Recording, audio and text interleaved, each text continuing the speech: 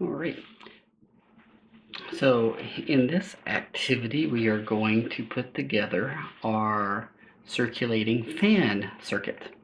So what we're going to need is we're going to need our typical 4-pin cables. We're going to need two short ones and one that's fairly long. And we're going to need that one for the temperature sensor because we might want to place the temperature sensor in different spots around the greenhouse. We're going to need a little OLED screen, and that's where we're going to see our data. We're going to need our microbit. We are going to need our grow shield. We're going to need a circulating fan, and if you're getting it from one of the kits, it's already pre-wired. If not, you'll have to wire it in. And again, we like these barrel plug connectors with the terminal blocks on the end, which gives you a nice firm hold with the fan. And then you're going to need a relay, and again, this is already pre-wired in the kit where you've got it attached to a female barrel plug, but then alligator clips connected to the other side, which means that you'll be able to plug the alligator clips directly into the Grove shield, so you'll be able to get power.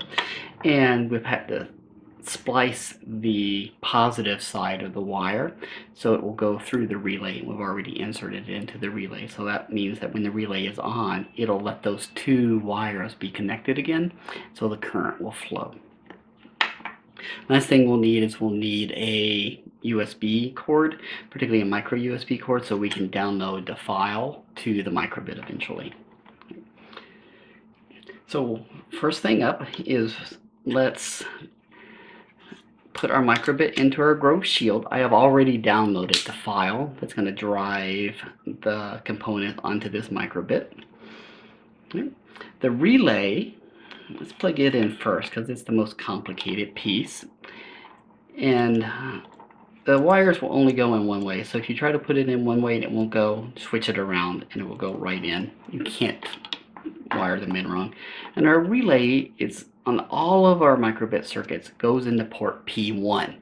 So again, when you look at your Grove shield, you'll see that it starts with I2C and then it will go to P0, P1, P2, so pin 0, pin 1, pin 2. I2C is going to be dedicated for our screen. So why don't we go ahead and do our screen next. So same thing, plug it in on one side and we're just going to plug this right into our I2C port. Okay.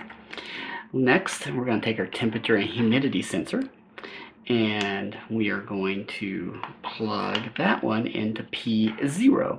And again, on all of our microbit circuits, the temperature is going to be into P0, whether that's air temperature or water temperature, which we will see here in a moment. So now I've got all of my circuits plugged in, and now I'm going to connect my alligator clips to my Grove shield, and I'm going to flip it around because the power is on the other side of our Grove shield. And just make sure that your alligator clips are firmly attached, and if you get them firmly attached the first time, they're pretty good. They tend not to come off, and if you're ever nervous, you can slide it all the way through such that it is firmly attached. Okay. They're a little harder to get off that way, but that means they also won't fall off. Okay. So now, our next thing we need to do is plug our fan into our relay. So again, you've got the male barrel plug connected to the fan, female from the relay. They just plug right together, right? So it's very easy. Right? So they just plug right in. So now we have our complete connected circuit.